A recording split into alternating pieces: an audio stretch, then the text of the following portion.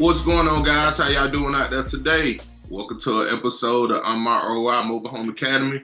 Today we got a special guest, Lonzie Portis, one of my students. Man, this when I say young and ambitious, young and ambitious. He remind me of a younger me. He ain't out here playing. He want it. He going to get it. So we're gonna stop by and he's gonna talk to us about one of his amazing deals that he's done. I think this is about the most he ever made in the mobile home industry on this one deal, and it's gonna be worth the conversation.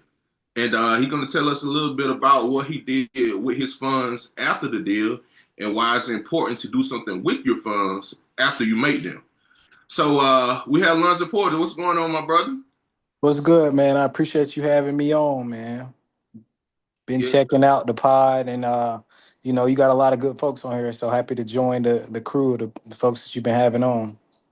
yes, sir, man. You know we gotta have special guests on. Yes, sir. I already know it. I already know. All right, Lonzie. So I guess let's get started, man. Of course, you had this amazing deal, and I remember when you gave me a call about it.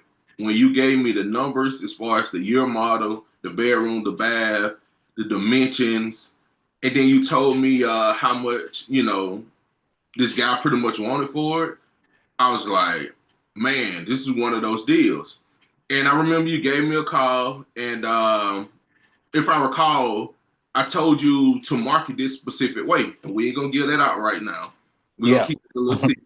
But I told you to market this specific way, and you did it. And I think a couple days later, you came back with that deal, and I just knew you hadn't caught a big fish. I mean, the first time you threw out there, I mean, you got a shark on the line. I'm like, this is crazy. So I guess walk us through it, man. If you want, just walk us through uh, me telling you how to advertise the specific way. You did it, and when you got the lead, you gave me a call, and let's go from there. Yeah, so, use the lead magnet that kind of Nick told me about. Um got a couple leads that from that mechanism of that way we were trying to get leads. One of them was an older house. They couldn't get me pictures. It was like 3 hours away from me, so I was like, I'll just let that one be. And then I got a call, or I got a message from a guy who said he had a home in pretty good condition. And I don't know, if you've worked in the mobile home game. I feel like when you get a lead, you never get too excited. I never get too excited because, especially if you ain't seen it yet, you don't Yeah, know. It could be anything. It could be an old rundown home. Can't nobody live in. Ain't nobody lived in it for 20 years. It could be in pretty good condition. It could be brand new. So anything can happen when you get a mobile home lead. Don't get too excited. He told me home had to be moved. He gave me the dimensions. He said 28 by 72. I'm like, okay, or 28 by 76. I'm like, okay, this a pretty big one. big boy. Um, and when he sent the pictures, I was like, oh, this is clean. Like brand new roof in the last 5 years, central heating and air. Like you said, it's a pretty big double wide. And I called Nick. I'm like, okay, we got a decent sized fish on the line. It seemed like, but I was like, okay, what would you offer? Kind of where would you go in from there? And Nick's game and his guidance is always, start super low and work your way up. Because at the end of the day, it's one of those things where you could, if you start low, if they need you to come up, they'll tell you to come up. So started real low, and I think the first number I said, which I thought was super low, I think he took it. He was like, okay, that'll work for me. I think it was like 9,000, 10,000, something like that. Maybe What price 8,000. you had in mind? What Say that price again. did you have in mind when you first seen that home and you was like, whoa, this is a nice home? What was your initial thought on what you probably should offer him? So I had literally just watched his podcast, and it was these mobile home dudes. They wholesale mobile homes and do deals on land, and they were like, if you don't know what to offer on a home, always do half of the um, tax appraiser or tax assessment. So I looked the home up. I think it said 56 or 60. So I was like, I'm not gonna offer 30 because I definitely don't have 30K, but I was like, I'm gonna offer 20. Like that'll be a good number. Um, and before I did that, I talked to you, and you was like, nah, don't offer 20, offer 8, offer 10. I was like, all right, all right. I'm thinking in my mind, I'm like, ain't no way he gonna take this. Like, that's a crazy offer, especially because I know the tax assessment is 5660. Um, but gave him a call. We chopped it up. I probably talked to him for 15, 20 minutes before we even talked about numbers, just trying to get to know him, build a little bit of rapport. And I told him essentially like I could do 10,000 right now out the door. And he was like, all right, cool. Like, let's do it. I know I gotta move first, but or I gotta find a place to move first. But after or before I do that, or after I do that, we could do the deal. And I was like, wow. So that was how it kind of came on my plate, and from there, we took it and ran with it. So what was your thoughts then, man, when you said, "Look, can you take 8 grand?" He was like, "I could do 10." Like, I can only imagine what your ears was doing when they heard that. You do that little happy dance inside, but you can't get too excited though. You gotta Right. you gotta keep it cool on the phone. So he said, "Okay, I can do 10." I had to play it like, all right, let me think about it. You know what I'm saying? Let me see if that's a good deal. I probably said, let me call my partner or something. Yeah. I can get back to you on it. But just try to play it real cool. But man, when he said he could do it, because at the end of the day, like that's a ballpark number for me, like 8, 10, 12, like anywhere in that range, I know I won.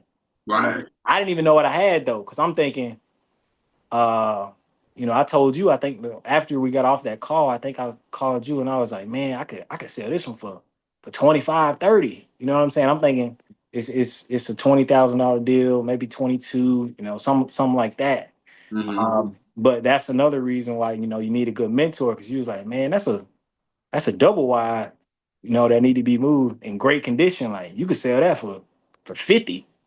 You know what I'm Hmm. saying? So that was super helpful. But bro, it was an amazing feeling. But at the same time, I always feel like with any deal, I don't want to get too excited because anything can happen. Like they could get a better offer.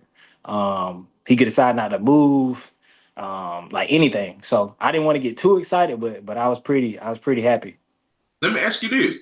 So I hear you say you didn't want to get too excited. Man, you talking like you done did 100 deals.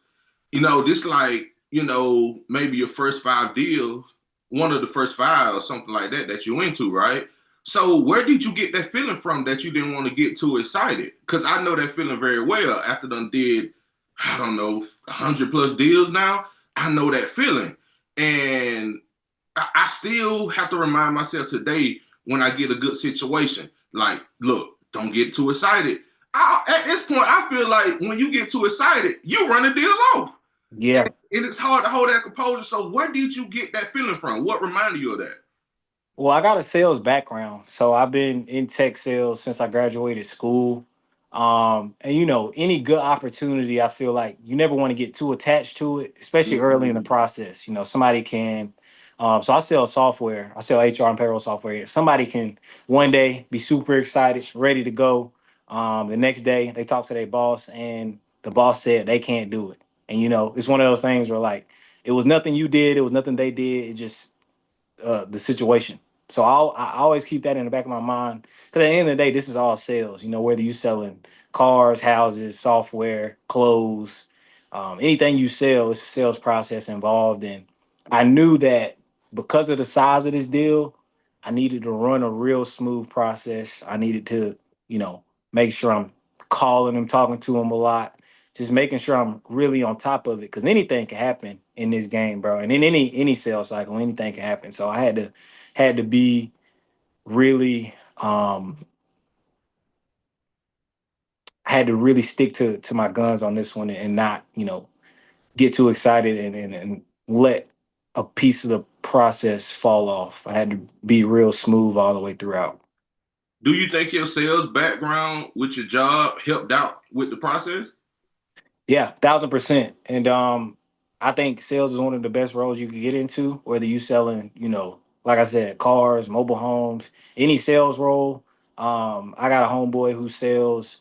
Uh, he does roofing door to door, so he'll knock on doors and he grinding, but the way he can talk to people and the way he can smoothly convince you to do something or to even just understand and see where he's coming from. I think that's such a valuable skill set that can it's going to help you in any way you go in life. You know, whether you decide to be in sales forever, whether you decide to be an investor, whether you decide to wholesale, like having a sales background helped me have the confidence, to hop on the phone and have a conversation.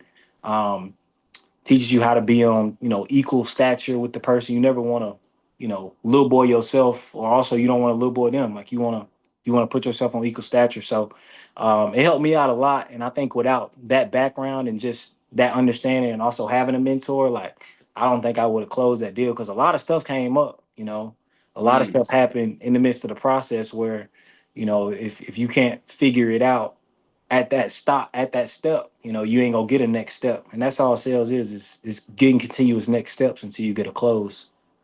Man, you said a mouthful. Like I was just having this conversation literally like 2 days ago. And if anybody listen, pay close attention to what Lonzie just said and what I'm gonna say. Like it's so important because the world is gonna program you most likely into a college. And don't get me wrong, ain't nothing wrong with college because knowledge is knowledge. But what I'm trying to say is before you get to that college stage of 17, 18 when you graduate school, I would say and I'm really talking to somebody that got kids because, of course, if you like 12, 13 years old, you can't really put yourself there. I guess you can, right? So I'm Hmm. just going to put it out there and hope it go to the right ears. Yeah. What he said was so key. I got started in sales at 12 years old. That's what made me the beast I am today because a lady put me up on her wings and she put me out in the field. And I'm 12 years old talking to adults selling shoes and clothes. It started from there and then it went to school, candy, Snickers, Capri Suns, you name it. Then I went to playing cards, playing Tonk. And then now I started getting good with numbers, just adding, just popping numbers like that. And it just kept going. So sales. So to get back to what I was saying, a couple of days ago, I was just having this conversation with someone. And there's three things everybody should do straight out the womb. Jump into sales of some sort. I don't care what it is. Cars, clothes, shoes, erasers. I don't care. Some type of sale because you need to be able to have a conversation. Conversations rule the nation. All opportunities ends with a handshake. And you have to have a conversation to get to the handshake. So don't take that for granted. Um, Management. If you learn how to manage something, you got the game beat. Because once you learn how to sell, you're going to get what you want. And then we start scaling, you need to learn how to manage. And even before you get the business on the personal side, you need to learn how to manage your life. Especially when you get a family, it's all about management. Management runs everything. That's the only way God can give you what he needs so you can be a good steward because you need to know how to manage it. All right, third thing is real estate. Everybody should always get into real estate because even my wife, she wasn't into real estate at first. She was into branding and building websites and logos, the whole branding world. She was the queen of that. But now she's heading to real estate. So a lot of stuff I've been saying, she now understands what I'm saying. So she's like, dang, I see what you're saying now. Like, real estate runs the world. Like, yeah, real estate do runs the world. And once you get into real estate, you start under real estate, it's going to help you understand life because life is real estate. So once you learn sales, once you learn management, and once you learn real estate, game over. You got the game in the chokehold. Because everything that you do in life, it has to sit on real estate. So that would be my advice to anyone that's watching this. All And right. just to piggyback off of that too, Mm-hmm. um, a wise person once told me anything that you ever wanted is on the other side of a conversation. So like if you learn how to just converse and talk, you don't have to be, the smoothest. You don't have to be a gifted orator, but you need to be able to convey your ideas and have a conversation with people. I think that's the biggest thing that I've learned, and that's the biggest thing that I try to take into, my day to day is like I don't I'm not an extrovert by any means, but I could pretty much talk to anybody. I could find a common interest, something that you might like and something that I might like, and we could just talk about it. And that, at the end of the day, like that's such a big skill that I think everybody should try to grow in themselves because, anything you want, if you can have a conversation about it, you have a better chance to get it than if you can't. Man, those some bars. And how old are you, bro? I'm 24. So 24. I asked him that for a specific reason. So you can understand, like, this man is speaking so much wisdom at 24. So anybody that's close to that age, look, he's 24. I mean, come on. Don't wait till you 30 and 40 to get it. Like he already got it. He already dropping the game on you. So run with it. All right, Yeah. Lonzie. So, you got anything else you want to say, brother? I was just gonna say, I think I could have got here faster by finding not only a mentor but the right one. Because there's so many people out here nowadays, that's claiming to be having mentorships, that's claiming to be mentors. You got to find somebody that has your best interest in mind. That's not. It's not about, you know, the price tag. Because the price tag could be the price tag. But if the person that you giving the $2,000 to, $200 to, if they really want you to win, then that is a very good investment. If you giving somebody $10,000 and they don't care about what your name is and they don't care about your family and they don't care about you, like you really got to take a step back and see, am I investing in somebody that is gonna invest in me? Because that's the biggest thing here. Like with Nick, you know, I made 10 times, 20 times what I invested to learn the game. And I do it again.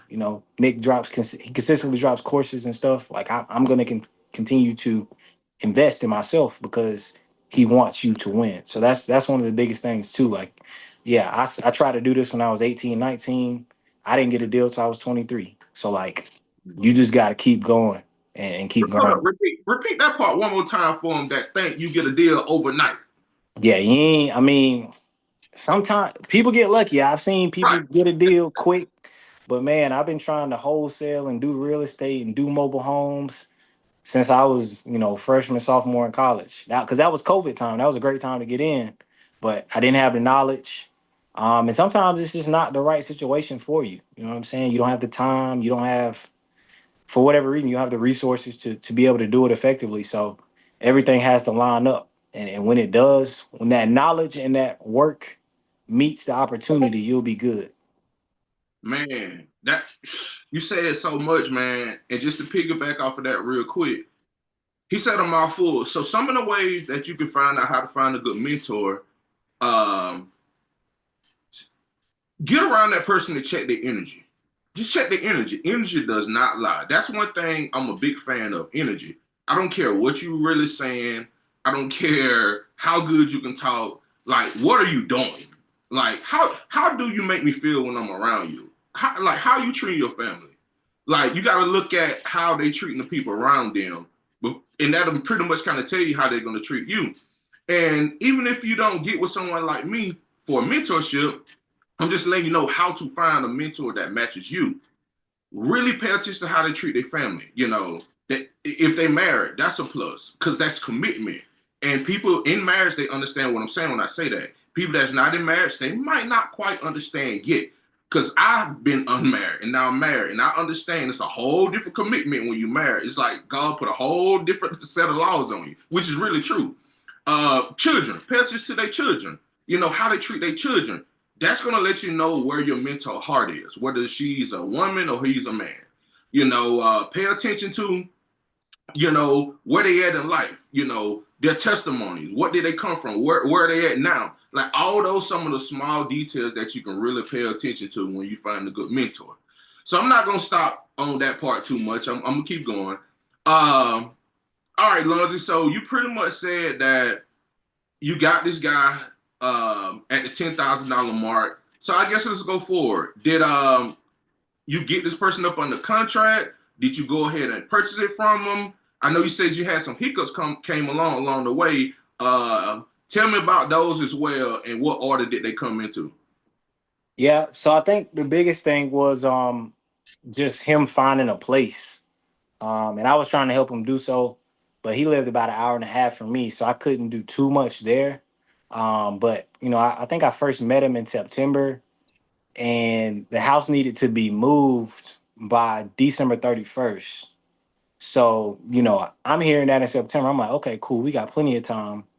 Um, I knew he wasn't being reached out to by a bunch of different people just because of the way that I found him. I know, a lot of people don't do that. You know what I'm saying? So I know it's not a lot of competition in regards to, do I need to get this on the contract right now? Et cetera, et cetera. Now looking back, I probably would have got it on the contract immediately because, like I said, anything can happen. But I wasn't too worried about that at the time because he was really just worried about finding a place for him. And he lived with his parents, like getting his parents situated. So That took, that was a 2 month process. And I think the biggest thing for me mentally was like, I don't want this deal to go wrong. I don't want anything to happen. So I know he want 10,000. I can risk it and try to wholesale it, and risk the buyer finding out about the seller, and risk the seller finding out that the buyer is selling to me for this, or I could just try to buy it outright. So my goal That real was. quick for me. That risk. A lot of people don't understand that risk, especially newbies getting into this game. If you don't explain that conversation, somebody gonna take that risk and learn out the hard way. So explain that type of risk that you're talking about. So essentially, in any wholesale deal, when you get it on a contract, you're going to schedule a closing date, and at the closing date, everybody is going to be together. Now, there are methods and there are ways to try to keep the parties separate so that they don't ever really come into contact, but they're going to be in the same vicinity. And people are people. Anything can happen. With how you decide to close and how you decide to get people together, you can have them avoid each other, but sometimes it's unavoidable. And if people get to talking about numbers. Next thing you know, the buyer's like, "What? You only selling for 10,000? I'll give you 15 and cut you out completely." You know, Mm. and that's something that can happen, and that's the risk you run with a wholesale deal, especially one with a bigger spread. Because at this point, this is something where I got it at 10,000 and I got interested buyers at 35, 40,000. So I'm like, this is too big of a spread to even try to risk it. I'm just gonna try to get the funds up on my own, man. So I had like $5,000 to my name, and I asked everybody I knew for some money, man. Like, you got $1,000 to put in the pot, I'll give you $1,000 back, type of thing. Like, I was giving people an investment opportunity. And Mm. friends, family, roommates, people I went to college with. Like, I think I exhausted every effort to get up that 5,000, and I was able to, crowd fund that deal. And from there, I spent all the money I had to get it. And from there, it was, so by the time he moved, it was like Thanksgiving. So he moved the week of Thanksgiving. The next week, it was the first week of December. I went up there and closed. So I went up there with the purchase and sale agreement. They gave me the title, made sure the title was good. And it's a double wide, so I had two titles. That was a big thing too. That was something I learned along the way. And one of the earlier deals is like, if you got a double wide, it's definitely two titles. So got both titles. Um, and we closed it out. And I think 2 weeks later, I had a buyer come in, and I bought her the titles. I bought her a purchase and sale agreement, and she gave me a check for 39,000. So I made a pretty, that was a really big deal, man. And it was a life-changing deal for real. Like, it changed everything for real. Man, how many buyers did you show that house to? I think I had four people come to see it. One dude was out of state. He was trying to start a mobile home park. He wanted it, but he didn't have all his paperwork to get his park started. Um, I had another person. They had cash, but they needed. They were going on vacation, and they wasn't gonna be able to move it in time. So they kind of checked out. And then I had an older woman who, she was looking for a rental because she had X amount of dollars. She wasn't getting anything from Social Security, or she wasn't getting enough. So she was like, I'm gonna use, X amount of dollars to get a rental so I can have some cash flow. So I could basically live off of this. And she came and saw it. The person from her county had to come in and look at the house, make sure that it was a fit and that it could be moved into that county. I had to call, 20 different moving companies trying to find a good mover. And that was actually something that came up at the end, because after she bought it, the mover that we were working with, they kind of just ghosted her. So I think that was really one of the things that I saw too in this game, is like, a good mover, man, in the mobile home industry is so hard to find. And we finally found somebody to get it moved. But that was, I learned a lot in this deal. It wasn't just closing a deal, but it was finding a mover, scheduling, and getting people to come in the house. I actually got people to visit the house without me being there, like setting up different mechanisms and different systems so that people can kind of view the house without me being there. And even like I had to go remove some of the skirting on the house, and I ain't never did that. So that was, that took 2 3 hours. Me with a drill and just me and a drill, just removing skirting off the house so we can make sure the hitch was underneath. Um, I think it was a lot of learning in this, but it was also one of those things where like we had did a deal, me and you had did a deal like 4 months before that, and I only made like $1,000. But the knowledge that I got off of that deal, I wouldn't have been able to close the $40,000 one had I not been, locked into that deal and learned, even though I didn't make that much in that initial deal. You just out here learning up something, man. So pretty much what you telling me is you got to go through something to learn something. Yeah, man. It just, I mean, a lot of people gonna make it seem easy on social media, but like, bro, if you're not in the field and if you're not talking to leads consistently and you're not talking to people who actually looking to sell, bro, and even if you are, if you're not going to meeting them in person, taking pictures, examining houses, like there's a lot more to this game than just cold calling and getting stuff under contract and it closing. Like it's not that simple. It is simple, but it's not easy. Mm. And this mobile home game is very. I think it's really simple compared to like, single family, for instance. But it's not an easy game to be in, and there's more competition than ever. So, um, yeah. But I'm really appreciative for Nick and just the mentorship and this opportunity because it allowed me to invest that money into another venture that's been really lucrative for me and that's been really helping me out in my day to day. Okay. So yeah, we're gonna talk about that, man. Walk me through the closing part. How did that go for you? I know you was talking earlier. You were saying, man, with some mobile home deals, when that spread is way too big, you need to go ahead and take that down as fast as possible. Because if you let time just keep idling, thoughts just get to running. People get to talking to the seller.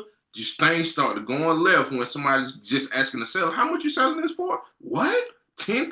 Are you crazy?"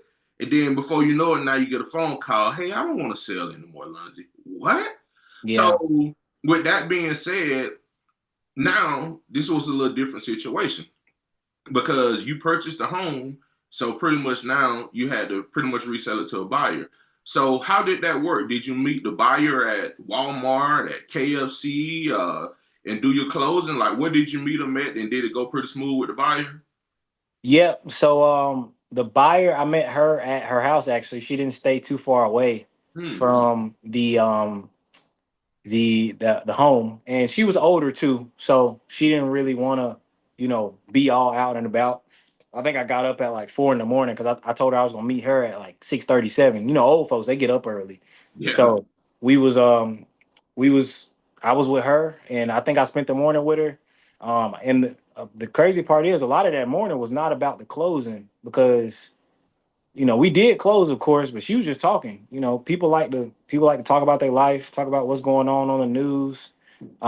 She's from North Georgia, so we were talking about home remedies and stuff. Because she was like, "Yeah, my husband had a cough," and I was like, "I just got rid of a cough," and she was telling me the home remedy to get rid of a cough. She done wrote down the recipe and told me where to get all the stuff. And yeah, so at that point, we cool. Like she be calling me, she still call me to this day. Wow. Just asking me like if I got anything else, how's everything going, just different stuff. So I think you told me this too. If you take care of people, the money's gonna come later. if Regardless. if you don't really think about the money, just think about taking care of folks and helping them out. The money just flows after that, and I think that was a big that really showed up a lot in this deal on both sides because the seller needed to sell because the home needed to be moved in X amount of time. He don't know any movers. He don't know anybody looking to buy. He doesn't know how to get rid of a mobile home.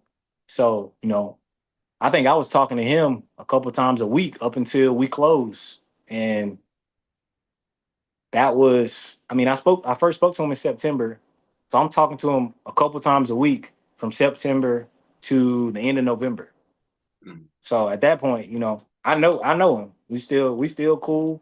If anything happens, he can give me a shout. But at the end of the day, it's about also relationship building and being somebody that can be trusted and not just looking somebody looking, because folks know when you're looking for a check. You know what I'm saying? So just That being a image is trustworthy person. everything, Yeah, people can feel the vibe. They know. So it's about helping people out. man. So I ain't even got to say nothing off of that. You said everything I would say, man. That's dope, man. Because now pretty much what you did was you secured more deals from the seller. If his auntie, his cousin, his son, anybody want to sell on his end while they at the cookout, and they say, "Hey, I want to get rid of this mobile home." You know, oh yeah, call Lon. I had a great situation with him. Call Lonzie. Like that's what it's about, and people forget the long term because they such in the rush to make the dollar for the short term.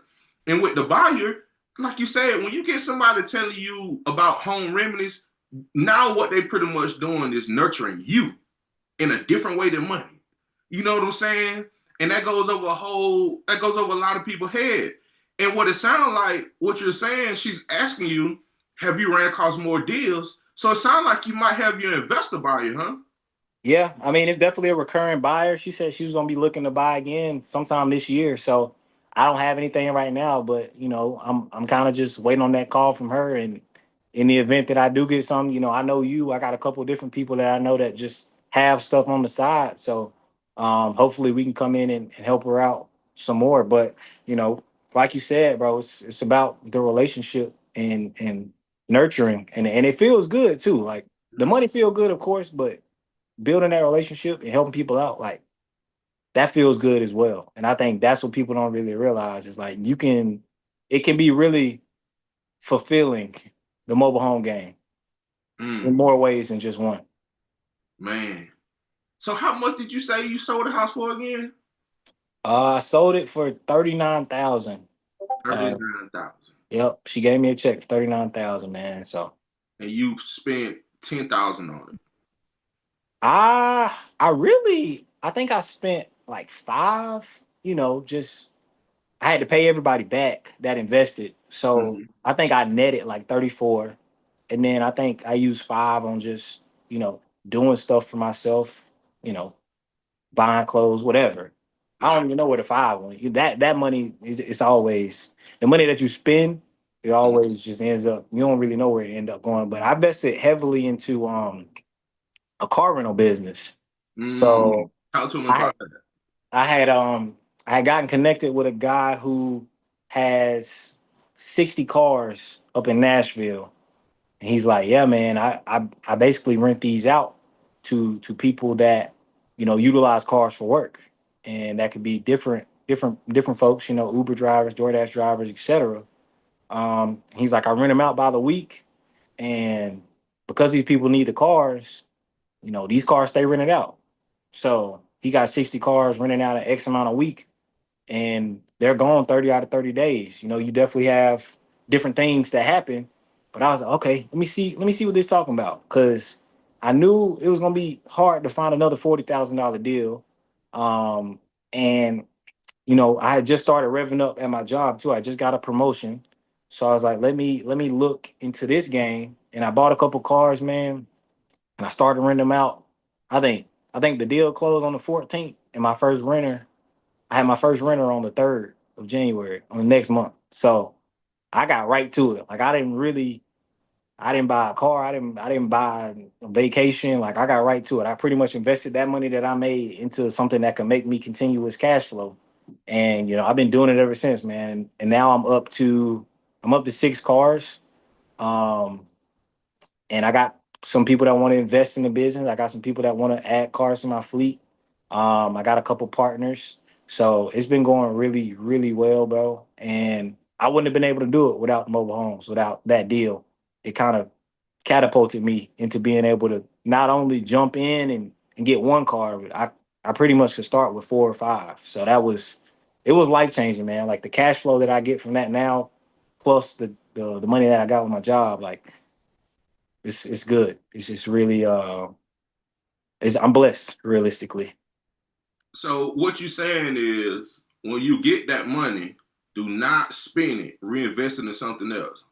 If whether it's gonna be the mobile homes or whether it's gonna be something else that's gonna get you a return, I would not say, you get you a $15,000 check. Do not go to Linux. Do not don't go to Turks and Caicos. Don't, you know what I'm saying? Like, put it towards something that's gonna make you some money, and you'll feel a lot better. Because once the money gone and you back in that same exact spot that you was in, you'll be like, man, I should have did this, this, and this. I should have hired me some cold callers. I should have started running some ads. I should have started doing something. You know what I'm saying? So you never want to be in that position where you done made a bag and then you done messed the bag up. Now you're Mm, back in that same position, back at mm. zero.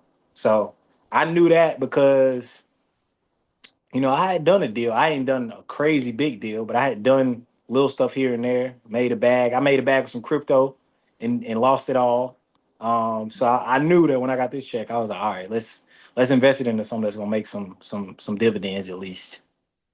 Trial and error, trial and error. Yep. Because I Man, heard somebody say, man, when you get that first check, you gon' mess it up. You yeah. gonna go you gonna go spend it. But it's all about learning. And if you can learn from somebody else, like if you can learn from me and learn from Nick, like I would say, don't do that. But I know it's kind of a rite of passage. I think that's actually healthy to blow the first bag a little bit, Yeah, especially your first one, right? Because you have to get it out your system. you do. And the way I look at it now is that it's like a bookmark. It's something to remember because if you live your life the same way too much, when you look back, it's nothing that popped out that gonna make you remember it. But like if you spend a little bit on that first check and get it out your system, now you know what it feels like to have money and to buy a little something. When that second time around come around, which is gonna happen, you'll kind of know what not to repeat. And versus don't ever do it. And then what can also happen is you start saving too much money, you're not living. Yeah, You're not that's true. enjoying. So it's that special balance. Seriously. 1,000%. And like you said, it's also a learning experience. I feel like when you mess up, that's when you learn the most. If you don't make any mistakes, you never really internalize it. So I think making that initial mistake when I was younger and blowing multiple bags, realistically. So when I got that real one or that next one, I was like, okay, let me put it to work. And now I got something that break that makes money consistently. I could go back and invest. And we've been talking like I'm finna invest back into get my mobile home pipeline back up and building that up. So it's all about you know cash flow at the end of the day. Yeah. So with the cars, do you see yourself teaching people how to do that one day? Is that something that you like so far and you want others to get into it as well because it's been working out for you? I mean, I would love to. I think my biggest thing is I want to make sure I'm an expert on it before I teach other people. Like I wouldn't want to just have somebody invest in me and me not being able to give them a return and give them something that makes the most sense for them. If you spend $500 for a mentorship with me or $1,000, I want to make sure you get your money back 10 times over. So I just want to, you know, I think sometimes we can rush into that too, Mm. where you learn a little something and you want to teach somebody and make a bag off that. I think I want to, really get cemented in this game, really kind of experience more of what this game has to offer before I just go out and teach it. Because there are other people out there that teach it. There's a lot of people. So um, I think I want to learn a little bit more trial and error first. And then maybe down the line, though, maybe a year from now, um, I want to have 20, 30 cars. So maybe at that point, it could make sense to kind of show and teach others what I've been through. Man, look, we already done talked. I'm definitely coming your way with them cars soon. Hey, that was brilliant. Like everybody's doing the DoorDash. Everybody's moving around the vehicles right now. So man, I think you made one of the best moves possible. And another thing too, guys, that's listening. This is what it's about. Putting one another on, networking. Because see, look, Lonzie is in another niche as well, right? So we both grounded in the mobile home industry, but now he's into the cars. So now when it's working for my partner on this side, when I get some free money, I can put some money over there in success of what he's doing. And then vice versa. That's what it's about. Collaborating, building one another up. So when you're up, both of y'all will never come down because you got each other. And you got something on that side of the bridge. I got something on this side of the bridge. And in the middle, you got a road going across the river. that's how you got to think. But so many people want to come up on their own and don't want to collaborate, scared to see another man rich. You ain't gonna make it far, I promise you. So Yeah, because all the people I know that's got the most money, they also have the most, robust network. They know some of everybody. Like mm, I told you I went and met Pedro. Pedro know everybody, man. yep. Like he was making calls. He was talking about different people. He know folks in the county. He know folks in the city limits that can get you a permit to get a mobile home in X county or X city. So like the people who are at the top are the people who you look at and think, yeah, they got it. They network is also they know everybody. So that's how you need to be to get to where you want to be. If you really want to thrive in business, like your network is going to tell you what your net worth is. So true, man. So true. So I got a couple more questions. What does Lonzie life look like in the mobile home industry in the next 3 years? Um, I think for me, man, I really want to start acquiring mobile homes. I really want to start acquiring some rentals. So I bought my first home last year. So I live in a single wide right now, 3-2, 2016. Like it's a newer model. It's nice. I want to God willing, I want to get another one this year, but that might not happen because I'm trying to scale with the cars. But I definitely want to get one or two or three next year and just buy a couple every year. Because I was thinking, once you get to 5 rentals and you making 1,000 off each rental, bro, like you set, you could do whatever you want to do for real. So my goal is to get 5, 10 rentals and just continue to scale. Maybe get a park down the line. I don't know, but I think the mobile home is a great place to get that residual money, get that slower money. And that's kind of what I'm thinking. Just parking my money in mobile homes once I can hit those goals and hit those levels. Mm, I like that. So, final question. What's some advice you'll give newbies that's just getting into this mobile home industry and they sitting back, they watching it, they on the sideline, they trying to figure out where to get in, how to get in, who to get in with. What's some advice from your experience would you give them? I would just say, man, and I know it's very cliche, but you got to get out here and build some relationships, whether that be with park managers, whether that be with a big time wholesaler, whether that be with an investor, somebody that just buys mobile homes. Like that's gonna be your end. Is somebody that knows you and that can vouch for you. That's in one of those lanes, and from there, continue to grow, continue to grow your skill set. Whether that be, like I said, if I wanted to speed it up, if I was gonna start back at the bottom and I wanted to speed up my learning curve, I would find a mentor, but I would find a mentor that I was gonna have access to. Like who can I text? Who can I call?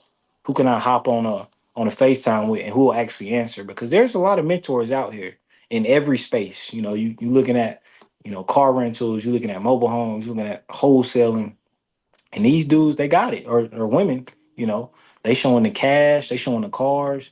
But if I get into your mentorship, am I gonna be able to text you? Am I gonna be able to call you when I get into the heart of this deal? Um, that's kind of what you need to be on the lookout for. But I would also see, who around me is also trying to do this. Is there somebody around me that's done a deal or two and that might need some help? Like, where can I add value? Because I think that was a big thing with Nick is when I met him, you was getting so many leads. You was like, I can't work all these leads. Like, I need somebody that can get out in the field. You live more south of where I am, but you get a lead and it be North Georgia. You like, okay, I need you to go up there because I can't get up there. Or that deal in Columbus where you was like, she wasn't really budging. See if you can try. Like, you need to find you somebody that you can add value to. Because once you can add value, that's when you're gonna be able to get the mentorship, but you're also gonna be able to give something to your mentor. And that's kind of the best kind of mentor mentee relationship is one where they kind of lean on you as well for something. So that's kind of what I would say. And if you low on the funds, like go get a sales job, go sell something, go sell HVAC, go sell um, roofing, pest control. It doesn't have to be something specific. It doesn't have to be anything too crazy. You know, go sell cars, go sell used cars, like anything that can get you in front of people and get you to build that rapport. You can go sell cell phones. Verizon, Sprint, they take people of all ages. You could be 18, 19 working in the Verizon store selling phones. So just if you low on funds and you don't really know how you can get in, go sell something, and at least you'll be building your skill set so that when you do have the funds, you could go crazy. Mm, man, he summed it up perfectly, guys. I really don't have anything else to say after that. I mean, he killed it. He killed that. And I just want to tell you, brother, I'm proud of you, man. Man, it's a pleasure working with you. Man, you got that dog in you. Like Coach Prime said, you got that dog in you, man. I promise you, man, you remind me so much of the younger me. Like, I spent so much time by myself because most people around me didn't have that type of dog I had in me. So I was always out pacing everybody. So I always was by myself a lot. But I see you do that, man. You got the dog in. You don't take no for an answer. You just go, go, go, and you're young and you're ambitious with it, man. So I would say that, man. Just stay on that track, man. You're not gonna lose. I mean, I can't see you being to lose anyway. Like, just stay on that track, and you got this, man. You got something good going. At 24 years old, man, you got what, 6 cars? Like, you got cash flow coming in. And I'm just gonna tell you a play off of that for the people that's listening. Like, he did the right thing. He's trying to create cash flow. I don't think he have any kids yet. It's him and his lady. So, oh my God. If I could go back and do it differently, I would do what he's doing now. I would create the cash flow. I would figure out my expenses of what's going on in my house now, get my cash flow there, and then sit down with my lady and we just start thinking about, okay, do we need a car in the next 5 years? You know what I'm saying? Do we need 2 cars in the next 5 years? Okay, where we're gonna live at next in the next 5, 10 years. And so what I'm trying to say is, if your operating expenses in your house is already 3,000 a month, let's say, and in the next 5, 6 years, you got to buy a car and you're gonna move, so it's gonna probably jump up double, let's say 6,000 a month. You need to go ahead and start easing your passive income up, your cash flow up to about 6,000 a month. So when you make your next move, you don't make it on survivorship. You already got the cash flow that's leading you to where you're going. And then you just stepping after that, because once you got cash flow coming in as well, the banks love you. The And you banks, can't lose once you got cash flow. Because at the end of the day, if I sit back for 3 months and just stack, I'm up. You know what I'm saying? Like you a couple months stacking away. When you get some cash flow, you a couple months stacking away for being able to make a bigger move or do something else. So I would just say try to get your cash flow up, man. Like whether that's rentals, car rentals, something that you can invest in, and it's gonna bring you a little bit of money every month. And you're gonna be good. And another thing too, you hit on it too, like financial planning and being with somebody that's on the same level as you, on the same path, because sometimes you could be with somebody and they don't really have that vision. They don't really care to invest. They don't really care to do X, Y, and Z. And nothing's wrong with that. Everybody's different. But that can slow your growth as well, being with somebody that doesn't have that same vision. So um I think, being equally yoked, like I said in the Bible, that's a big thing. So I would also be on the lookout for that, especially being young and if I was 18, 19, I make sure I tell myself that for sure. mm, I'm going ahead and leave, man. Bro, you just dropping the doggone mic over here. Man, that's dope. I love your mindset to be so young, brother. Like, oh man, that's so dope. All right, guys. So we're gonna get out of here on this one. So this has been another episode of my R.O.I. Mobile Home Academy. We'll catch y'all on the next one. Appreciate y'all.